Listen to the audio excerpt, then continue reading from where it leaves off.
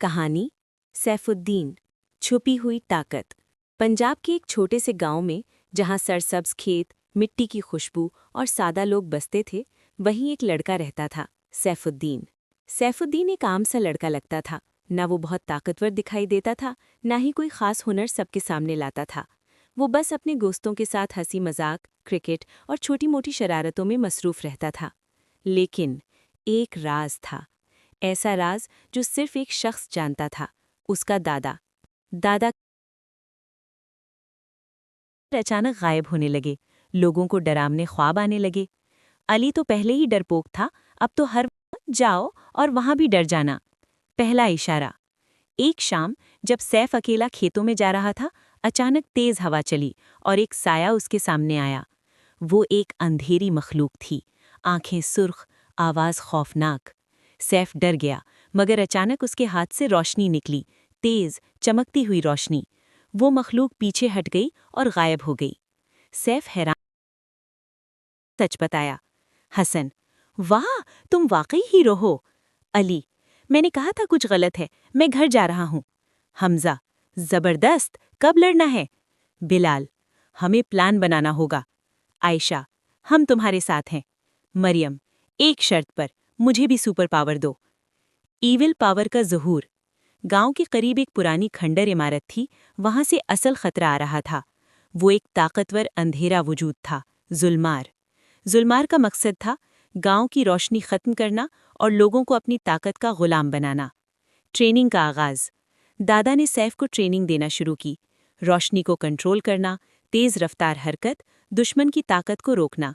कई बार सैफ गिर जाता, कई बार नाकाम होता, मगर हर बार दादा कहते, दोबारा कोशिश करो। पहली लड़ाई, फनी प्लस एक्शन। एक रात जुल्मार के छोटे मखलूकों ने हमला किया। सैफ और उसके दोस्त निकले। आ जाओ, आज सबको दिखाता हूं। 5 सेकंड बाद खुद भाग रहा था। अली, मैंने कहा था कुछ गलत है।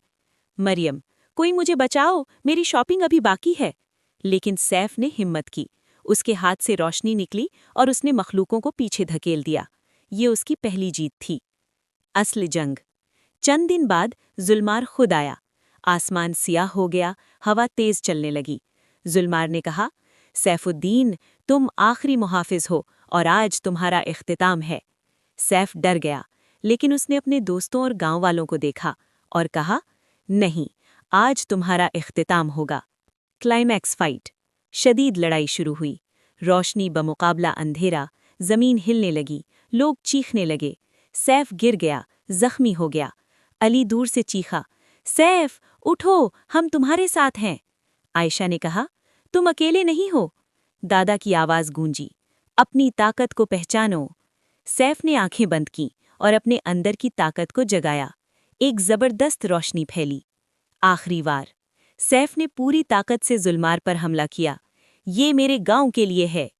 रोशनी ने अंधेरे को खत्म कर दिया और जुल्मार हमेशा के लिए गायब हो गया। इख्तिताम। गांव बच गया, लोग खुश हो गए।